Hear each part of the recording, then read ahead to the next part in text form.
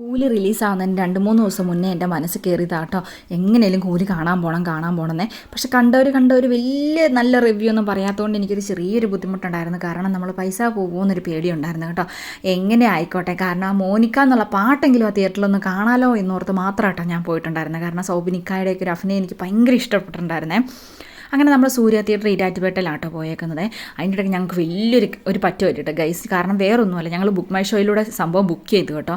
Book ചെയ്ത് കഴിഞ്ഞപ്പോഴത്തേക്കും നമ്മുടെ കയ്യിൽ നിന്ന് ഫണ്ട് പോയി, പക്ഷേ നമുക്ക് ടിക്കറ്റ് കിട്ടിയിട്ടില്ലായിരുന്നു കേട്ടോ. പിന്നെ അവിടെ വന്നു കഴിഞ്ഞപ്പോഴത്തേക്കും ആകെ ടെൻഷനായി പെറുക്കി ഞങ്ങൾ വേറെ ടിക്കറ്റ് എടുക്കുകയാണ് ചെയ്തത്.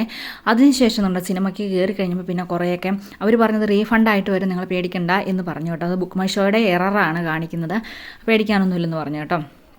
എല്ലാവർക്കും ഇഷ്ടപ്പെട്ടില്ലെങ്കിലും എനിക്ക് ഒരുപാട് ഇഷ്ടപ്പെട്ടു കേട്ടോ. കാരണം ആ മ്യൂസിക്കൊക്കെ, അനിരുദ്ധ് സാറിൻ്റെ മ്യൂസിക് വളരെ സൂപ്പറാണ്. വളരെ എന്ന് വെച്ചാൽ അടിപൊളി. എനിക്ക് ഭയങ്കര ഇഷ്ടമായി കേട്ടോ. എനിക്ക് പറഞ്ഞറിയിക്കാൻ പറ്റില്ല. കാരണം നമ്മൾ രജനി സാർക്ക് ഇങ്ങനെ സ്ക്രീനിൽ വരുമ്പോഴത്തേക്കും ഉണ്ടല്ലോ, നമുക്കിങ്ങനെ എന്താ പറയുക, നമുക്കൊരു രോമാഞ്ചമൊക്കെ വരികയല്ലേ, രോമാഞ്ചിഫിക്കേഷൻ എന്നൊക്കെ പറയുന്ന പോലെ അത്രയും ഒരു ഫീലിംഗ് ആണ്. എനിക്ക് ഭയങ്കര രസമായിട്ട് തോന്നി കേട്ടോ. കാരണം സാധാരണ എനിക്ക് തമിഴ് സിനിമയൊക്കെ പെട്ടെന്ന് കണ്ടു കഴിഞ്ഞാൽ പെട്ടെന്ന് കത്തുന്ന ആളൊന്നും അല്ല കേട്ടോ. പക്ഷേ ഇത് നല്ല അടിപൊളിയാണ്, എനിക്കിഷ്ടമാണ്, ഭയങ്കര ഇഷ്ടമാണ്. ആ മ്യൂസിക്കും നമ്മൾ ആ അന്തരീക്ഷത്തിലിരിക്കുമ്പോൾ ഉണ്ടല്ലോ, നമ്മൾ വേറെ എന്തോ ഒരു ഭയങ്കര സെറ്റപ്പാട്ടോ. പിന്നെ നാഗാർജുന സാറ്, ഇവരൊക്കെ ഭയങ്കര അടിപൊളിയാണ് സിനിമയ്ക്കകത്തെ. പിന്നെ എന്തൊക്കെയോ പ്രതീക്ഷിച്ച് ചെന്നവർക്കായിരിക്കും ചിലപ്പോൾ സിനിമ കൊള്ളില്ല എന്ന് തോന്നിയിട്ടുണ്ടാവുക. ഞാനിത് ഈ ഒരു മ്യൂസിക്കും ഈ ഒരു ഇതൊക്കെയാണ് ഞാൻ പ്രതീക്ഷിച്ചത് കേട്ടോ. എനിക്ക് ഭയങ്കര ഇഷ്ടമാട്ടോ തിയേറ്ററിൽ സിനിമയ്ക്കൊക്കെ പോകുന്നത്. അടിപൊളി എന്ന് വെച്ചാൽ അടിപൊളി സിനിമയാണ്. പിന്നെ മോനിക്കയുടെ പാട്ടൊക്കെ അടിപൊളിയാട്ടോ. അതെനിക്ക് ഞാനൊരു ദിവസം ഒരു 3 തവണയെങ്കിലും ആ പാട്ടെങ്കിലും കാണും കേട്ടോ. എനിക്ക് അത്രയ്ക്ക് ഇഷ്ടമാണ് സൗബിനിക്കയുടെ ഡാൻസ് കേട്ടോ. അടിപൊളി എന്ന് വെച്ചാൽ സൂപ്പർ കേട്ടോ. കൂലി അടിപൊളിയാണ്, എനിക്കിഷ്ടപ്പെട്ടു. ഞാൻ പേഴ്സണലി പറയുന്നതാണ്, എനിക്ക് ഭയങ്കരമായിട്ട് ഇഷ്ടമായി. നല്ല എക്സ്പീരിയൻസ് ആയിരുന്നു കേട്ടോ.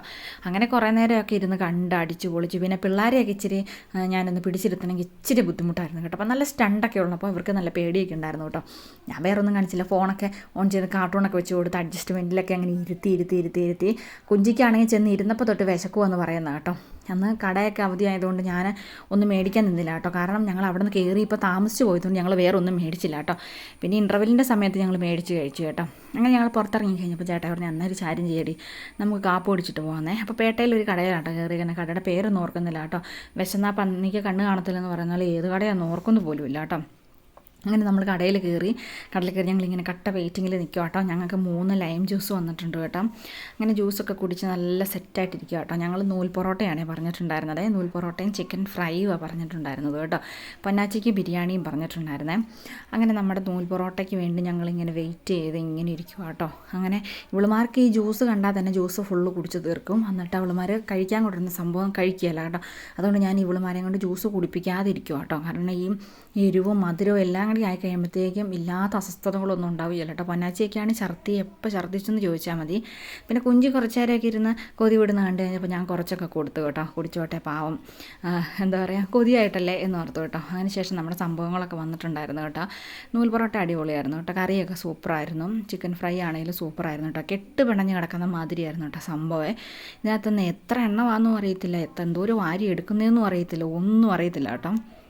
ഒരു തരം ഊരാക്കുടുക്ക് കിടക്കുന്ന പോലെ കേട്ടോ. ഞാൻ എന്നാണെങ്കിലും പിച്ചി കീറി ഒരു കുഞ്ഞ് കഷ്ണം എടുത്ത് കുഞ്ചിക്ക് കൊടുത്തു കേട്ടോ. അവൾക്ക് ഭയങ്കര ഇഷ്ടമുണ്ടായിരുന്നു. പൊന്നാച്ചിയോട് എന്താ വേണ്ടതെന്ന് ചോദിച്ചാൽ പൊന്നാച്ചി ചാടി ബിരിയാണി മതിയെന്ന് പറഞ്ഞു കേട്ടോ. അങ്ങനെ ഞങ്ങൾ പൊന്നാച്ചിക്ക് ബിരിയാണി വന്ന് പൊന്നാച്ചി അത് കുറച്ച് കഴിച്ചപ്പോഴത്തേക്കും പൊന്നാച്ചിക്ക് മതിയായി കേട്ടോ.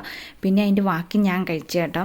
ഞാൻ കഴിച്ച് കഴിഞ്ഞപ്പോൾ ചേട്ടൻ പറഞ്ഞു ഒരെണ്ണോടെ വേണേ മേടിച്ചോടി, നമുക്ക് ഒരെണ്ണോടെ കഴിച്ചേക്കാമെന്ന് പറഞ്ഞു. അങ്ങനെ ഞങ്ങൾ രണ്ടുപേരും കൂടി വേറെ ഒരെണ്ണം കൂടെ മേടിച്ച് ഞങ്ങൾ അടിപൊളിയായിട്ട് കഴിച്ചു കേട്ടോ. അപ്പോൾ ഞങ്ങളുടെ ദിവസം അന്നത്തെ ഭയങ്കര ഹാപ്പിയായി.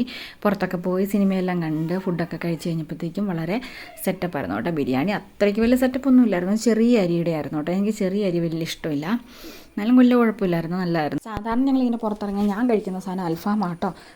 എന്താ പറയുക, നിർഭാഗ്യവശാൽ അൽഫാം ഉണ്ടാക്കുന്ന ചേട്ടനെ വണ്ടി ഇടിച്ച് ആശുപത്രിയിലാണ് കേട്ടോ പറഞ്ഞത്. അതുകൊണ്ട് എനിക്ക് കഴിക്കാൻ പറ്റിയില്ല കേട്ടോ. ഞങ്ങൾ വല്ലപ്പോഴും ഇറങ്ങുമ്പോൾ കഴിക്കാൻ നിർത്തല്ലേ നമ്മൾ പോകുന്നത്. അങ്ങനെ കുറേ ആൾക്കാരൊക്കെ ഉണ്ടായിരുന്നു കേട്ടോ ഫുഡൊക്കെ കഴിക്കാൻ വേണ്ടി. അടിപൊളി ഫുഡായിരുന്നു. എങ്ങനെയാണെന്ന് അറിയത്തില്ല കേട്ടോ. ഞാൻ ഒരിക്കലും അങ്ങനെയൊന്നും മേടിച്ച് കഴിക്കുന്നതല്ല കേട്ടോ.